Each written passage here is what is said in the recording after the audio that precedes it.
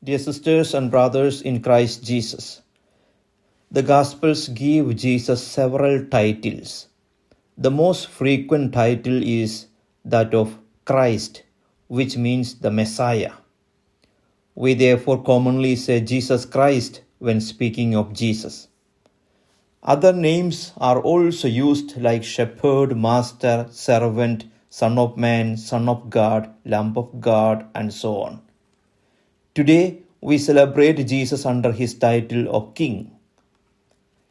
He attributed this title to himself when, during his passion, Pilate asked him, "Are you the King of the Jews?" And he replied, "You say so yourself."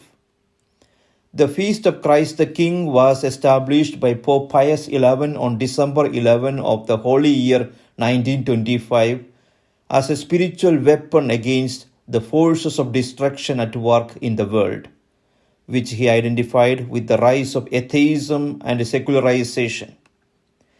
The year 1925 was also the 16th centenary of the First Ecumenical Council of Nicaea, which proclaimed the equality and unity of Father and the Son, and thereby the sovereignty of Christ. To properly receive and understand the title of King of the Universe applied to Jesus, we must go back to the kings that the Jewish people had before Jesus. David and Solomon are the best known. Jesus is in this lineage. He is from the lineage of David, as St. Matthew said at the beginning of his Gospel. This means that he perpetuates its heritage and mission. He is the King expected and announced by the prophets. Our Lord Jesus was heralded as the newborn King in the Incarnation, in the line of the great King David, and was adored by Magi from the east. He was also feared as a threat by King Herod, who tried to have him killed. When he was preaching, he spoke of a kingdom that was at hand and in our midst, if we dare follow his ways. In the Our Father that he taught to his disciples, he speaks of a kingdom on earth as it is in heaven. At his trial before his crucifixion, he says that his kingdom is not of this world, but of the kingdom of heaven. And today on this feast, we claim Jesus Christ as our King and King of the universe. But, dear friends, is Jesus like other kings that we have heard about in the history or even see today in some parts of the world? No, not at all. He is not a controlling and domineering political figure or even a benevolent dictator. Our King is a shepherd and a servant leader. How can this be? Is he really a king if he tells us that he has come not to be served but to serve? If he washes the feet of his disciples, the role of a servant. If he cares for us like a good shepherd cares for his sheep, and he is willing to leave the 99 to find the one who has gone astray. Does this sound like a high and mighty king, a judge who sits on his royal throne that we need to fear? No, it doesn't. And thanks be to God that our King is a good shepherd and a servant leader. Our Gospel of this Sunday puts it quite simply. We will be judged by how we treat others, by how much we care for the least of our brothers and sisters, by how closely we follow the example of Jesus, our good shepherd and servant leader. This is Christ our King.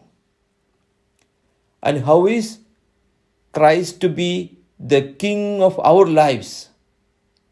Instead of attempting to control others, we might do better serving them and praying for them like the Good Shepherd. We might wash the feet of others, a sign of welcome and hospitality. We might heal the sick, bind up their injuries, and welcome back those who have gone astray. We should feed the hungry, clothe the poor, care for the sick, visit the prisoner, welcome the stranger, and give water to those who thirst, not only for clean water but for justice. The lesson here is that we should never let the world convince us that small acts of sacrifice, service, and kindness aren't of importance. Indeed, they are. And Jesus Christ, our King, reminds us, as often as you do these things for the least little ones, so you do it for me. In doing these small and seemingly insignificant acts, we help build the kingdom of God on earth. A kingdom that our preface for today's Mass describes as an eternal and universal kingdom, a kingdom of truth and life, a kingdom of holiness and grace, a kingdom of justice, love, and peace. We pray for the coming of such a kingdom as Jesus taught us in the Our Father. Thy kingdom come, and it will only come if we commit to building it here and now. The message to remember today on this feast of Christ, King of the universe, is that we cannot celebrate the kingship of Christ and his kingdom without putting before our eyes those who are his real presence in the world.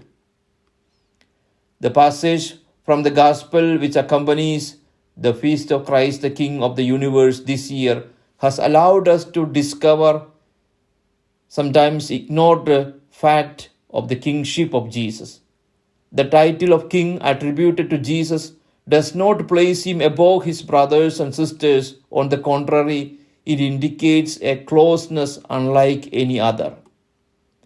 The feast of Christ the King is therefore an opportunity for us to enter more deeply into the mystery of Jesus, of whom we want to be faithful and sincere disciples. So today let us remember Christ our King, who is the Good Shepherd and our servant leader.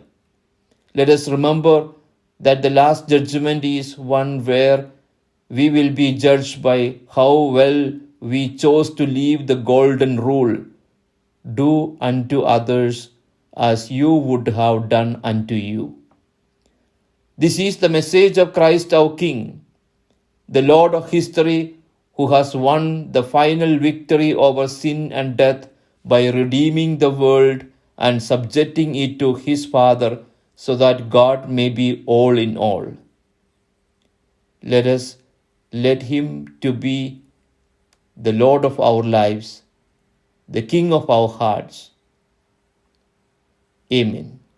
Glory be to the Father, and to the Son, and to the Holy Spirit, as it was in the beginning, is now, and ever shall be, world without end. Amen.